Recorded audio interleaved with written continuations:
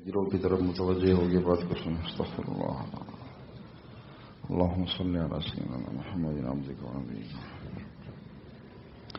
اللہ اکبر کبیرا والحمد للہ کثیرا وسبحان اللہ بکرۃ واصیلا سبحانک لا علم لنا الا ما علمتنا انک انت العلیم الحکیم رب اشرح لی صدری ویسر لی امری واحلل عقدۃ من لسانی یفقهوا قولی رب زدنی علما وارزقنی فہما رب زدنی علما وارزقنی فہما رب زدنی علما وارزقنی فہما اما بعد فاعوذ باللہ من الشیطان الرجیم بسم اللہ الرحمن الرحیم فألہمها فجورها وتقواها وقال تعالی ان اکرمکم عند اللہ اتقاکم قال رسول اللہ صلی اللہ علیہ وسلم فی معنی الحدیث ان اللہ لا ينظر الى صورکم واموالکم ولكن ينظر الى قلوبکم واعمالکم او کما قال علیہ الصلاة والسلام صدق اللہ وصدق رسولہ النبی الکریم ونحن على ذلك من الشاہدین والشاکرین والحمد للہ رب العالمین۔ میرے محترم دوستوں اور بھائیوں اور میری ماں اور بہنوں، اللہ تبارک و تعالی نے انسان کو اس دنیا میں ایک مقصد کے لیے بھیجا ہے، وہ مقصد اللہ کی یاد اور بندگی ہے۔ اب جو بھی انسان اس دنیا کے اندر رہتے ہوئے اپنے اس مقصد کے اوپر چلتا ہے، یعنی اللہ تبارک و تعالی کی احکامات کی تعمیل کرتا ہے اور حضور صلی اللہ علیہ وسلم کی سیرت اور حضور صلی اللہ علیہ وسلم کی صورت کو اختیار کرتا ہے، اللہ تبارک و تعالی ایسے انسان کو کامیاب فرماتے ہیں۔ کامیابی جس چیز سے ملتی ہے اس کو ایمان اور تقوی کہتے ہیں۔ ایمان کی ترقی تقوی سے ہوتی ہے اور تقوی حاصل ہوتا ہے اللہ والوں کی صحبت سے۔ یہ انسان خود متقی نہیں بن سکتا۔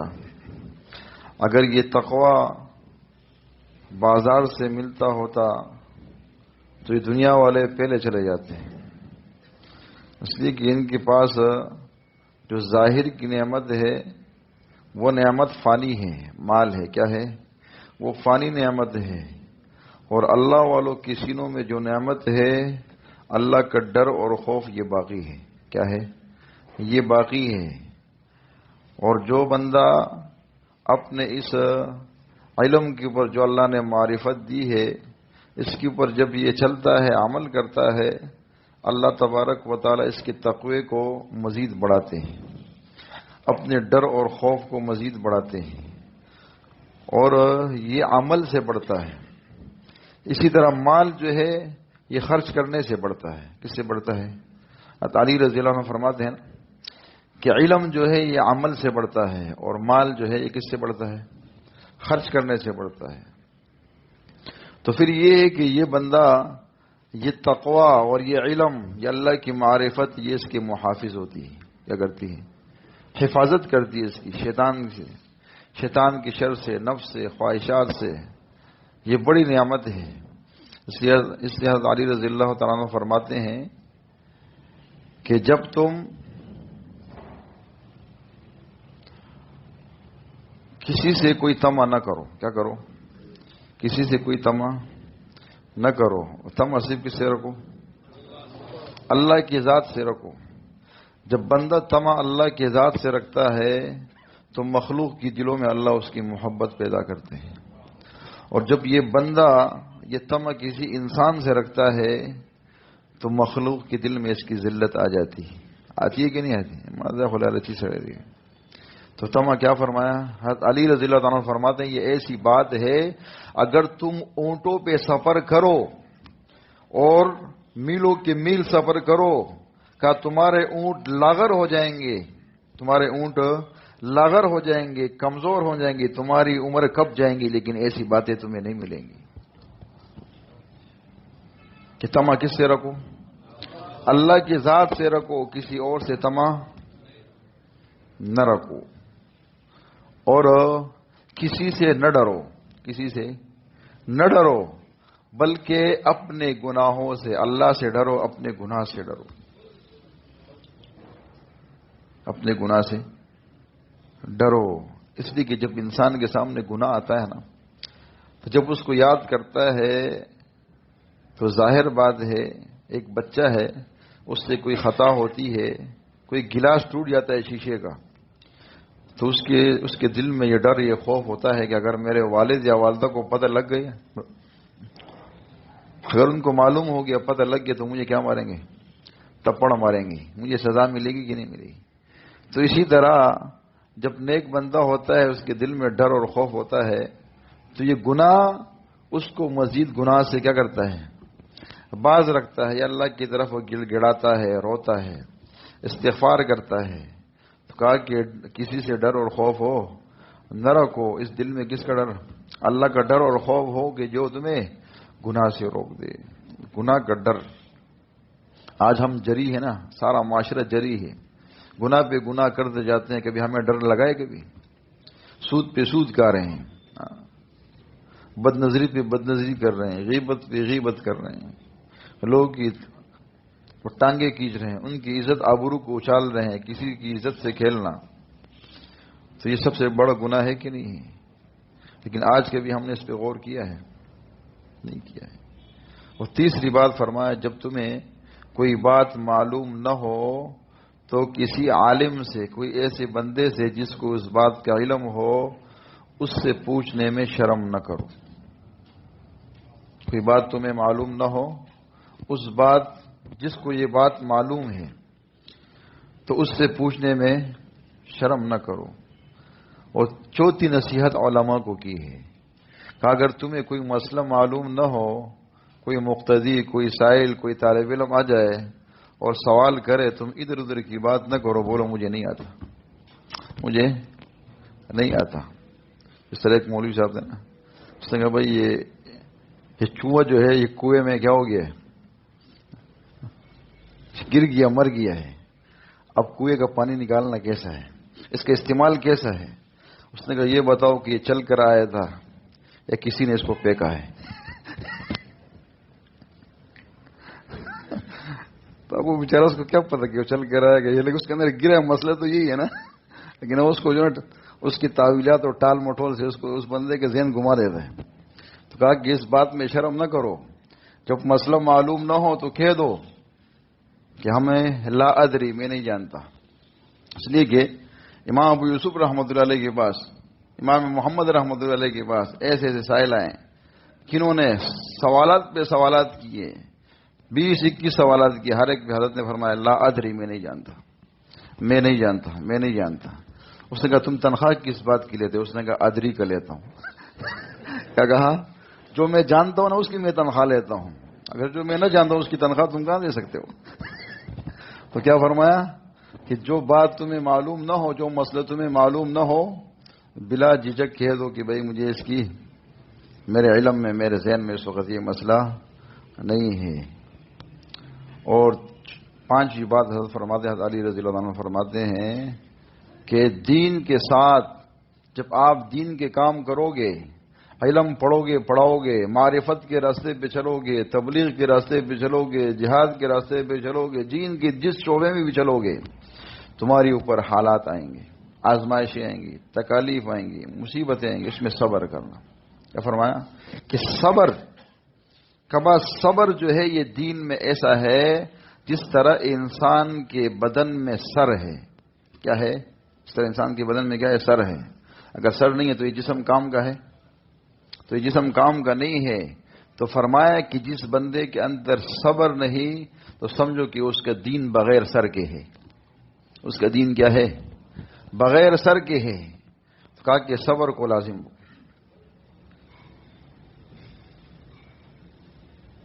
اور فرمایا کہ مجھے لوگوں پہ دو چیزوں کا ڈر ہے، ایک یہ کہ خواہشات کی اتباع، کیا کرنا؟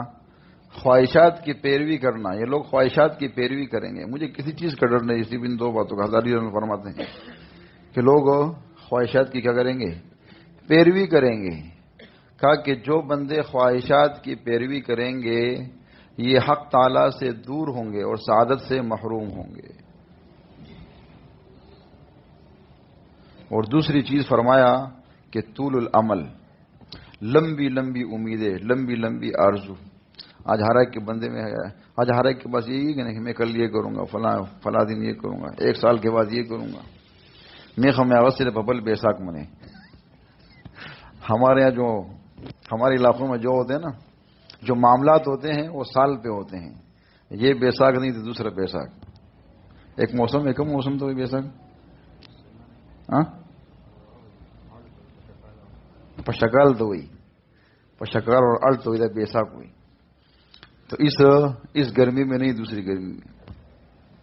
تو فرمائیں کہ لمبی لمبی امیدیں جو ہیں، اس سے کیا ہوتا ہے؟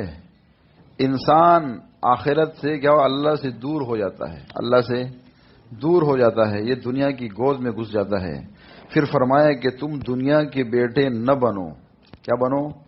دنیا کے بیٹے نہ بنو، بلکہ کیا بنو؟ آخرت کے بیٹے بنو. کہا کہ جس طرح ایک بچہ ہوتا ہے نا، وہ اپنی ماں کی گود کے پاس جاتا ہے کہ نہیں جاتا ہے؟ چھوٹا بچہ آپ جس کو بھی جہاں بھی چھوڑو اپنی ماں کی گود کی طرف بھاگے گا. فرمایا کہ جو دنیا کا بیٹا ہوتا ہے وہ دنیا کی گود کی طرف بھاگے گا. دنیا اس کی ماں ہے، یہ اس کی گود میں جا کے بیٹھے گا. اور جو آخرت کا بیٹا ہے وہ آخرت کی گود میں جا کے بیٹھے گا. اور فرمایا اگر تم دنیا کے بیٹے بنو گے، دنیا تم سے پیٹ پیر کر چلی جانے والی ہے، پیٹ موڑ لے گی تم سے. اور آخرت نے تمہاری طرف رخ کیا ہوا ہے، آخرت نے تمہاری طرف رخ کیا ہوا ہے. فرمایا کہ دنیا کے بیٹے نہ بنو، آخرت کے بیٹے بنو. اور آخرت کا بیٹا کیا ہے؟ جو آخرت کی تیاری کرے، جو آخرت کی تیاری کرے. اگر ہم آخرت کی تیاری کریں گے تو پھر کیا ہے؟ آخرت ہمیں محبوب ہوگی. مال کو مال، فرمایا کہ مال کو مال کیوں کہتے ہیں؟ مولانا ادریس صاحب رحمۃ اللہ انصاری فرماتے ہیں کہ مال کو مال اس لیے کہتے ہیں کہ اس کی طرف طبیعت مائل ہوتی. کیا ہوتی ہے؟ اس کی طرف طبیعت مائل ہوتی ہے، مال کی طرف مائل ہوتی ہے نا. تو فرمایا کہ مال کو مال اس لیے کہتے ہیں کہ اس کی طرف طبیعت مائل ہوتی ہے. اور علماء اور صلحاء نیک لوگوں کا مال کیا ہے؟ بتاؤ نا اللہ کے بندو، اعمال صالحہ ہے، اس کی طرف ان کی طبیعت مائل ہوتی ہے. تقوی کی طرف طبیعت مائل ہوتی ہے، آخرت کی طرف طبیعت مائل ہوتی ہے. جس طرح رسول اللہ صلی اللہ علیہ وسلم نے فرمایا، یہ آیت پڑھی، فَمَن يُرِدِ اللَّهُ أَن يَهْدِيَهُ يَشْرَحْ صَدْرَهُ لِلْإِسْلَامِ. اللہ تبارک و تعالی جس کے ساتھ بلائی کے ارادہ فرماتے ہیں، خیر کے ارادہ فرماتے ہیں، اس کے سینے کو کیا کر دیتے ہیں؟ اسلام کے لیے کھول لیتے ہیں. تو صحابہ نے عرض کیا کہ اللہ کے رسول صلی اللہ علیہ وسلم، یہ سینہ اسلام کے لیے کس طرح کھلتا ہے؟ ان کی علامات کیا ہیں؟ آپ علیہ الصلوۃ والسلام نے فرمایا اس کے 3 علامات ہیں. کتنی علامات ہیں؟ 3 علامات ہیں. ایک پہلی علامت کیا ہے؟ التجافی عن دار الغرور، کہ دنیا جو دھوکے کا گھر ہے اس سے انسان کا دل کا ہٹ جانا، کہ دنیا کا بیٹا نہیں بنتا، کہ دنیا سے اس نے منہ موڑ لیا ہے. دنیا جو دھوکے کا گھر ہے اس سے انسان کے دل کا ہٹ جانا پہلی علامت ہے، جس کا سینہ اسلام کے لیے کھل رہا ہے. اور دوسری علامت فرمایا والانابۃ الی دار الخلود، جو ہمیشہ کا گھر ہے، جنت ہے، اس کی طرف دل کا مشتاق ہو جانا، دل کا لگ جانا. پہلے نماز نہیں پڑھتے تھے، اب نماز شروع کر دی. پہلے ہم غافل تھے، ذکر نہیں کرتے تھے، اب ذکر شروع کر دی. پہلے ہم بغیر وضو کے رہتے تھے، ہم باوضو رہتے ہیں. اس لیے کہ موت کی تیاری کی کیا ہے؟ ہمیں فکر ہے کہ والانابۃ الی دار الخلود، کہ جو ہمیشہ کا گھر ہے اس کی طرف دل کا لگ جانا، دل کا مشتاق ہو جانا. اور تیسری علامت فرمائی کہ والاستعداد للموت قبل نزولہ، کہ مرنے سے پہلے مرنے کی تیاری کرنا. موت آنی ہے کہ نہیں آنی؟ موت آنی ہے کہ نہیں آنی؟ آنی ہے نا. تو حرص جو ہے نا، حرص یہ کیوں بڑھتا ہے؟ حرص انسان میں اس وقت بڑھتا ہے جب یہ اللہ کی تقدیر میں اس پہ یقین نہیں کرتا، شک کرتا ہے. جب یہ کیا کرتا ہے بندہ، کیا کرتا ہے؟ تقدیر پہ، جو چیزیں تقدیر میں ملنی ہے نا اس پہ یقین نہیں کرتا. تقدیر میں شک کرنے سے انسان کا حرص بڑھتا ہے. جو اللہ پاک نے لکھا اللہ ہمیں وہ دیں گے، ہم کیوں حرام کی طرف ہاتھ بڑھائیں؟ ہم اپنے پیٹوں کو حرام کا عادی کیوں بنائے؟ ایسے ایسے اللہ والے نہیں ہیں. حضرت سفیان ثوری رحمۃ اللہ علیہ جب آپ طالب علم تھے، آپ نکلے مدرسے پہ، 3 بندے تھے نا، ایک دن گئے بھائی کام کے لیے، کچھ نہیں ملا. وہ تینوں نے فیصلہ یہ کیا کہ بھائی ہمارا سبق کے اندر بھی کوئی ناغہ نہ ہو، سبق کے اندر بھی کوئی ناغہ نہ ہو. تو 2 بندے جو ہے یہ پڑھیں گے، تیسرا کام کرے گا، اور جب یہ آئے گا رات کو تو یہ سارا سبق ان کو سنائیں گے. ماشاء اللہ بزی وقت خورے بھی ہم سبق نہ ہوئے تو بزی ہوں گا ختم کر سبق پھر بھی نہیں پڑھتے. تو بیچارے کام کرتے، ایک بندہ کام کرتے ہیں، 2 جو نا 2 پڑھ رہے ہیں، پھر آ کے رات میں آپس میں تکرار کرتے ہیں. تو ایک دن حضرت سفیان ثوری رحمۃ اللہ علیہ میں گیا تو میں نے کہا کہ یار آج کہاں مخلوق کیوں کروں گا، چاپڑوسی کروں گا، جا کے مسجد میں کھڑا ہوگی. صبح سے لے کے شام تک کا میں اللہ کی مزدوری کرتا ہوں. کیا کرتا ہوں؟ یہ طالب علم تھے کہ زمانہ طالب علمی سے اللہ کی مزدوری شروع کی ہے. اور ہم لوگ کیا کرتے ہیں؟ زمانہ طالب علمی کے اندر مخلوق کی کیا کرتے ہیں؟ مزدوری کرتے ہیں. فرمایا کہ میں نے اللہ کی مزدوری کی، شام کو کچھ نہیں ملا. میں نے کہا کہ جس کا میں نے مزدوری کی ہے، جس مالک کی میں نے مزدوری کی ہے، وہ مالک بڑا کیا ہے؟ کریم ہے. دوسرے دن دوسرا، تیسرے دن تیسرا. لیکن اللہ تبارک و تعالیٰ نے جو وقت کا بادشاہ تھا ان کے دل میں اللہ نے بات ڈالی کہ یہ 3 بندے ہیں، اور اس سے خواب دے گا غالباً. تو ان کو خواب کے ذریعے سے وہاں تک ان کو پتہ لگا کہ یہ 3 طلباء ہے، اس لیے کہ انہوں نے اللہ کی مزدوری کی تھی. کس کی مزدوری کی تھی؟ اللہ کی مزدوری کی تھی. تو اللہ تبارک و تعالیٰ بادشاہ ہے، تو بادشاہ نے بادشاہ کے دل میں ڈال لی. جو زمین کا عارضی طور پہ بادشاہ بنایا تھا ان کے دل میں ڈال لیا کہ بھئی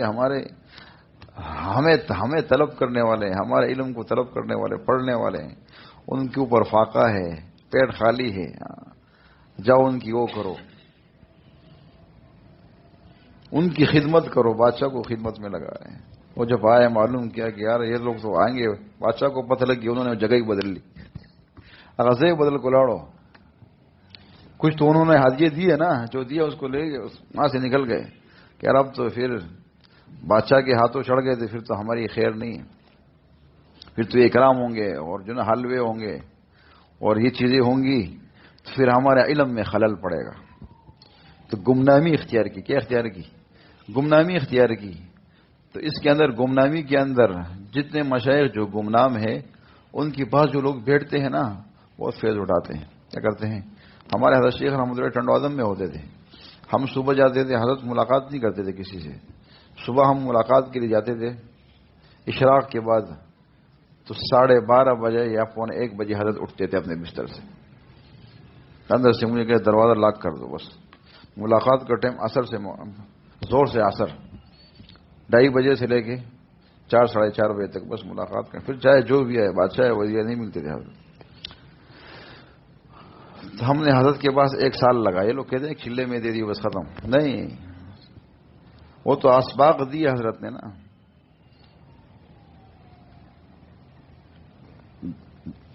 دستار باندھنا اور ہوتا ہے، سارے اسباق حضرت کی نظر کے نیچے طے کرنا یہ الگ مسئلہ ہے. سارے اسباق تو 1 مہینے میں کھلے میں طے نہیں ہوتے ہیں. وہ تو 15 سبق ہو گئے تھے، 16 سبق ہو گئے تھے. پھر 1 سال حضرت کی خانقاہ میں رہا. بس مہینے میں آنا ہوتا تھا، کبھی 2 دن کے لیے 3 دن. تو صبح سے لے کے 12 ساڑھے 12 بجے تک 1 گھنٹہ حضرت صاحب کا میں 1 پاؤں دبا دوں، پھر دوسرے گھنٹے کو دوسرا پاؤں، 1 گھنٹہ پھر 1 ہاتھ، 1 گھنٹہ پھر دوسرا ہاتھ. کتنے گھنٹے ہو گئے؟ 4 گھنٹے ہو گئے. جب 12 بج جاتے تھے 8 سے لے کے 12 کتنے گھنٹے ہو گئے؟ 4 گھنٹے ہو گئے. پھر جب 12 بج جاتے تو حضرت اپنے پیٹھ یوں کرتے. ضعیف تھے، 90 حضرت صاحب کا انتقال 96 سال کی عمر میں. تو پھر آدھا گھنٹہ میں ان کا پیٹھ دباتا تھا. حضرت فرمایا کرتے تھے بس کیا کرو بھائی، پٹھان ہو، تکتے نہیں ہو. ہم نے کہا بھائی ہمارے پاس بس نہیں ہے، ٹرک ہی ٹرک ہے. کیا ہمارے پاس بس ہے ہی نہیں، ہم لوگ سارے ٹرک ڈرائیور ہیں. میں جب آپ تک ادھر ہے، جب آپ یہاں ہے سامنے ہے، ہمارے ہاتھ رکنے والے نہیں ہیں. تو میں نے کہا جب آپ ہے تو رکنے والے نہیں ہیں. تو یہ حضرت کی توجہ ہے، ان کی دعائیں ہیں، ان کی دعائیں ہیں، توجہ کام کرتی ہے. اس لیے فرماتے ہیں نا کہ ذکر جو ہے، یہ ذکر اس کی مثال بیج کی ہے. کس کی ہے؟ اب زمین میں بیج ڈالتے ہو نا، تو بیج کب نکلتا ہے؟ جب اس کے اوپر آپ کیا لگاؤ گے؟ بتاؤ نا یار. پانی لگاؤ گے نا. تو فرمایا کہ توجہ شیخ جو ہے یہ پانی کی مثال ہے. جو بندہ خود ذکر کرتا ہے اس سے وہ چیزیں، وہ روحانیت اس کو حاصل نہیں ہوتی. توجہ شیخ جو ہے اس کی مثال کس کی ہے؟ پانی کی ہے. اس سے پھر وہ پوپل نکلتا ہے، پھر سے وہ پودا بنتا ہے، پودے سے پھر وہ اپنا پھل لیتا ہے، پھر ایک کمال تک پہنچتا ہے. تو اس لیے کہ مشائخ کی جو توجہات ہوتی ہے یہ انسان کو ہیرا بنا دیتی ہے. کیا بنا دیتی ہے؟ ہیرا بنا دیتی ہے. اللہ والوں کی صحبتوں کی بڑی برکات ہے. عثمان دامادی رحمۃ اللہ علیہ فرماتے ہیں کہ میں اپنے شیخ دوست محمد قنداری رحمۃ اللہ علیہ کی صحبت میں صبح جاتا، شام کو واپس آتا. تو کہا کہ 40 میل جانا اور 40 میل آنا. کتنا؟ پیدل. اس وقت میں گاڑیاں نہیں تھی، اسکوٹر بھی نہیں تھے، سائیکل بھی نہیں تھے. پیدل 40 میل جانا اور 40 میل آنا. کہا کہ ان کے شیخ نے کہا، دوست محمد قنداری رحمۃ اللہ علیہ نے فرمایا کہ میں نے اس عثمان دامانی کو اتنی توجہات دی ہے اللہ کے فضل سے، اگر یہ کوہ سلیمانیہ پہ توجہ کرے تو وہ بھی اس کی توجہ کو برداشت نہ کرے، وہ جل کے راکھ ہو جائے. اللہ! یہ توجہ شیخ ہے. کیا ہے؟ یہ توجہ شیخ ہے. پھر جب کسی کافر کے دل پہ ضرب پڑتی ہے تو اس کا دل چیر جاتا ہے. ہمارے سلسلے کے ایک بزرگ شیخ احمد دربندی رحمۃ اللہ علیہ ہے. جب یہ تاتاری ان کے پاس آئے، اس شہر کو خالی کرنے کے لیے کہا. حضرت شیخ احمد دربندی رحمۃ اللہ علیہ ایک مسجد میں چلے گئے اپنے خادم کو لے کے. تو وہ شہزادہ باہر آیا. اس نے کہا دیکھو اندر کوئی ہے. تو اس نے کہا کہ 2 بندے ہیں. تو کہا کہ ان کو کیا کرو؟ بیڑیوں میں باندھ کے باہر لے آؤ، زنجیریں ڈال کے، ہتھ کڑی ڈال کے باہر پیش کرو ہمارے. یہ کیوں نہیں گئے؟ جب ان کو باہر لایا گیا، اس نے کہا کہ بھئی ہم نے جو کل حکم جاری کیا تھا کہ شہر خالی کرو، کیوں نہیں کیا تم نے؟ اس نے کہا شہر تو ہم نے خالی کیا تو اللہ کا گھر ہے، یہ تو کسی کی ملکیت نہیں ہے، ہم تو اس میں بیٹھے ہیں. اس نے کہا اچھا بولتے بھی ہو. اس نے کہا اللہ! ایک ضرب لگائی. کہا یہ تمہاری زنجیریں ہیں کہ اللہ کے نام کے ساتھ کہاں ٹہ سکتی. ضرب لگائی تو زنجیر ٹوٹ گئی. ضرب جو ہے نا، زنجیر بھی نہیں، اس کے دل پہ لگائی تھی. کیا شہزادے کے دل پہ لگائی تھی. شہزادہ رات کو ملنے کے لیے آتا تھا. کہتا نماز لڑو وڑ لے. کہتا نا جس دل میں اللہ کا نام آ جاتا ہے وہ دل کیا بن جاتا ہے؟ وہ صحیح دل بنتا ہے. اور ایسا دل اللہ کو مطلوب ہے کہ الا من اتى اللہ بقلب سلیم، کہ جو اللہ کے محبت سے، اللہ کے نام سے، اللہ کی معرفت سے لبریز ہو. پھر رات کو آتا کہ بھئی میں تو مجھے کلمہ پڑھا دو. مسلمان دوست کو کیا ہے. اس نے کہا بھئی آپ نے اسلام کا اظہار نہیں کرنا، ایک وقت آئے گا کہ تمہیں حکومت ملے گی. اس نے کہا مجھے بھی حکومت ملے گی. ہاں تمہیں ملے گی. کہا میرے وہ سارے لوگ ہیں. کہا کوئی مسئلہ نہیں. 30 سال کے بعد ان کو حکومت ملی. کتنی؟ 30 سال تک اس نے اپنے ایمان کو چھپایا تھا، لیکن اس ضرب نے کام کیا ہے. کیا ہے؟ اس ضرب نے، اس اللہ کے بندے نے جو ضرب لگائی وہ اللہ کا نام اس کے دل میں پیوست کر دیا. اس لیے کہتے ہیں کہ جس دل کے اندر اللہ کا نام ہو وہ دل کیا ہے؟ اللہ کا عرش ہے. کیا ہے؟ وہ اللہ کا عرش ہے.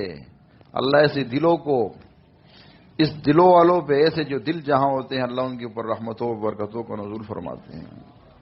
تو اپنے دل کو کیا بناؤ؟ ذکر اللہ کا عادی بناؤ. کس کا بناؤ؟ ذکر اللہ کا عادی بناؤ.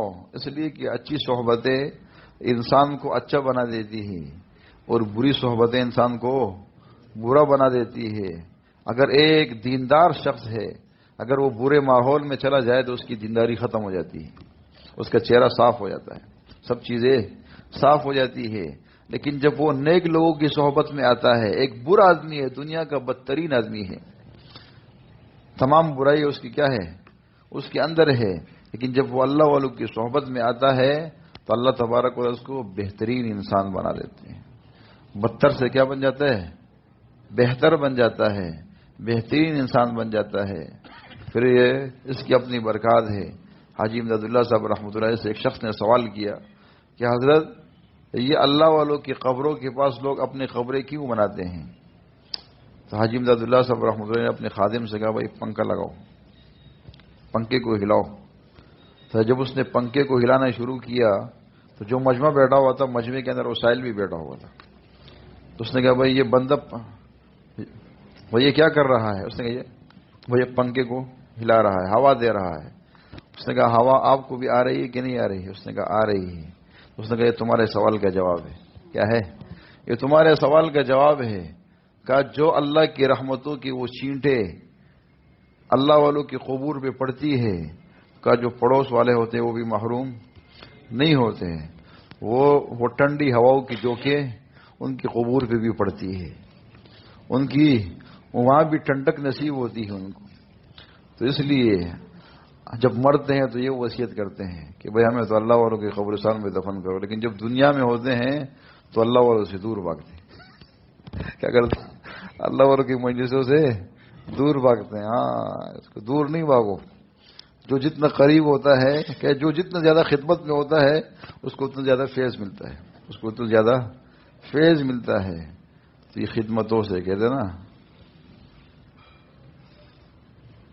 ہمیں نہ شاہوں سے ملا ہے نہ سکندر سے ملا ہے، ہمیں اللہ کا عرفاں اللہ کے در سے ملا ہے، جو کچھ بھی ملا ہے مقدر سے ملا ہے، اور مقدر بھی ہمیں ان کے در سے ملا ہے۔ تو جب انسان اللہ والوں کی صحبتوں میں جاتے ہیں تو کہتے ہیں یہ کیا بدل لیتے ہیں کہ تقدیریں بدل جاتی ہے نا۔ شیخ معیل بسائی رحمۃ اللہ سے کسی نے کہا کہ حضرت یہ تقدیر کی تو دو قسمیں ہیں، ایک معلق اور ایک مبرم۔ کہا کہ وہ تقدیر بدل جاتی ہے جو معلق ہوتی ہے، جو معلق ہوتی ہے۔ کسی اللہ والوں کی دعا کے ساتھ کیا ہوتی ہے؟ اس کا واسطہ ہوتا ہے کہ ایک بندہ دعا کرے گا، اس کی دعا کی برکت سے اللہ تبارک و تعالیٰ اس کے کام بنائیں گے۔ ایک مبرم ہوتی، وہ نہیں بنتی۔ تو نگاہ ولی میں وہ تاثیر دیکھی کہ بدلتی ہزاروں کی تقدیر دیکھی۔ تو یہ وہ تقدیریں بدلتی ہے جو معلق ہوتی ہے اللہ والوں کی دعاؤں کے ساتھ۔ تو میرے دوستو، اپنے آپ کو بنانے کی کوشش کرو۔ مرنے کے بعد کوئی نہیں بنے گا، قبر میں کوئی نہیں بنے گا، بننا ادھر ہی بننا ہے، دنیا میں بننا ہے۔ آگے تو پھر کیا ہے؟ اپنے پاس جو ہوگا وہی سامنے ہوگا۔ جتنا عمل ہوگا اتنی قبر کیا ہوگی؟ راحت والی ہوگی۔ اگر عمل کم ہوگا تو قبر میں، اب جس طرح اس کی مثال اس دنیا کی لے لو، اس دنیا کے اندر ایسے لوگ ہیں کہ جو جھونپڑیوں میں رہتے ہیں، بجلی ہے، آپ جائیں نوری آباد سے آگے جھونپڑی ہے، نہ پانی ہے نہ بجلی ہے۔ یہ بھی ایک مثال ہے، یہ بھی ایک قبر کی مثال ہے کہ اگر ان کے پاس مال توشہ نہیں ہے تو ان کی قبر ایسی ہوگی۔ بعض کی قبر ایسی ہوگی کہ جن کے پاس تھوڑا سے اعمال ہوگی، پونجی ہوگی، تو ان کی قبر کیا ہوگی؟ چھت اور پتھروں والی ہوگی۔ تو جتنا زیادہ اس کے پاس اعمال کا ذخیرہ ہوگا اتنی زیادہ اس کی قبر میں روشنی اور راحتیں ہوں گی۔ تو یہاں سے اعمال کا ذخیرہ لے جاؤ بھائی، کیا کرو؟ یہاں سے اعمال کا ذخیرہ لے جاؤ۔ اگر یہاں سے اعمال کا ذخیرہ نہیں ہوگا تو پھر وہاں پر پھر آپ ساری دنیا کے اندر جتنی بھی چیزیں ہیں، آپ یہ تمنا کریں گے کہ مجھے پھر زندگی کے چند دن مل جائے اور میرے پاس اگر اتنی چیزیں ہو دنیا کی جتنی میں سارے دینا چاہتا ہوں، لیکن ایک دن ایک رات مل جائے جس میں اللہ کا ذکر کروں، اللہ کو یاد کروں، ملے گا؟ نہیں ملے گا۔ آج تھوڑی سی دنیا قربان کرو، وقت کو کیا کرو؟ تھوڑا وقت فارغ کر کے آیا کرو۔ جو وقت ہم اللہ کو دیں گے اس وقت کا اللہ ہمیں حساب دیں گے، اور جو وقت ہم دنیا کو دیں گے اس کا حساب اللہ ہم سے لیں گے۔ بھائی کون سا وقت بہتر ہے؟ جو اللہ کو دیا ہے نا۔ اس لیے ہمارے حضرت شیخ رحمۃ اللہ علیہ فرمایا کرتے تھے کہ جب ذکر کرو تو اس ذکر کے لیے بھی وقت کو خاص کرو۔ کیا کرو؟ وقت کو خاص کرو، کہ جو بندہ اپنے وقت کو خاص کر کے ذکر کرتا ہے اللہ تبارک و تعالی اس ذاکر کے انتظار میں ہوتے ہیں۔ سب سے بڑی برکت ہمارے حضرت شیخ رحمۃ اللہ علیہ فرمایا کرتے ہیں، سب سے بڑی برکت اس کی یہ ہے کہ اللہ خود انتظار فرماتے ہیں کہ اب میرا بندہ کہ میرے سامنے بیٹھ کے مجھے یاد کرے گا۔ بعض کہتے ہیں ہم تو چلتے پھرتے ذکر کرو، چلتے پھرتے ذکر کرو گے تو پھر چلتے پھرتے یاد ہوگی۔ کیا ہوگی پھر؟ چلتے پھرتے یاد ہوگی۔ ہاں، تو ملاقات کا وقت ایک ہوتا ہے، کیا ہوتا ہے؟ ہاں، یہ چاہے گھر کا معاملہ ہو چاہے در کا معاملہ ہو، ملاقات کا وقت کیا ہوتا ہے؟ خاص ہوتا ہے، ایک ہوتا ہے۔ اگر اللہ کی ملاقات کو پسند کرتے ہو، من احب لقاء اللہ احب اللہ لقاءہ ومن کرہ لقاء اللہ کرہ لقاءہ، جو اللہ کی ملاقات کو پسند کرتا ہے اللہ ان کی ملاقات کو پسند فرماتے ہیں، اور جو اللہ کی ملاقات کو ناپسند کرتا ہے اللہ بھی ان کی ملاقات کو ناپسند کرتا ہے۔ تو بھائی ہمارا عمل ہمیں بتائے گا، ہم اپنے عمل کا آج محاسبہ کریں کہ بھائی اگر ہم اللہ کی ملاقات کو پسند کرتے ہیں تو اللہ تبارک و تعالی جس وقت ملاقات کے لیے بتایا نا کہ تہجد کا وقت کیا ہے؟ یہ اللہ کی ملاقات کا وقت ہے نا۔ اللہ کی رحمت پہلے آسمان پہ آتی، کس پہ؟ پہلے آسمان پہ آتی ہے، پکارتی ہے کہ حل من سائرین حل من مستنصرین حل من مستغفرین، ہے کوئی مغفرت طلب کرنے والا، ہے کوئی اپنی حاجت پیش کرنے والا، ہے کوئی سوال کرنے والا، کوئی اس کی ضرورت ہو، تو اس وقت ہم سارے سو رہے ہوتے ہیں۔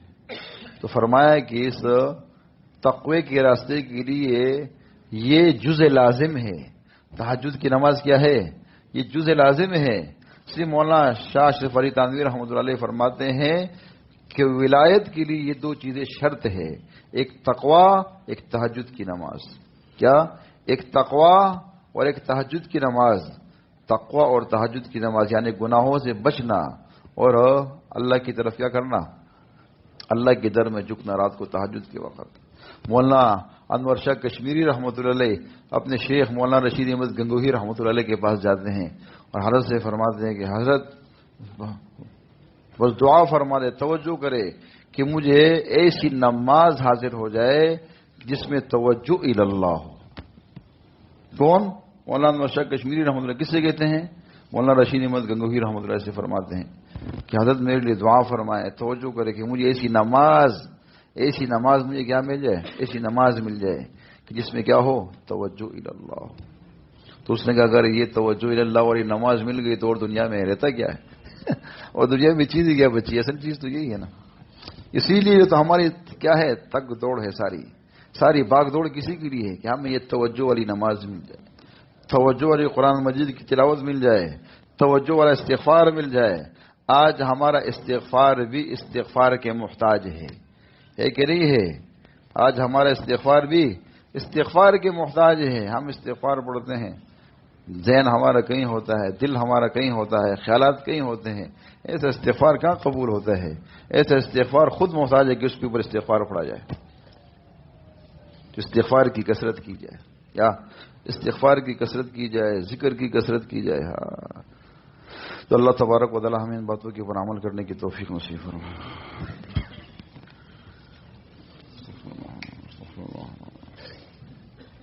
استغفر اللہ تعالی استغفر اللہ تعالی ختم شریف پڑھے میں استغفر اللہ تعالی صلی اللہ علیہ وسلم۔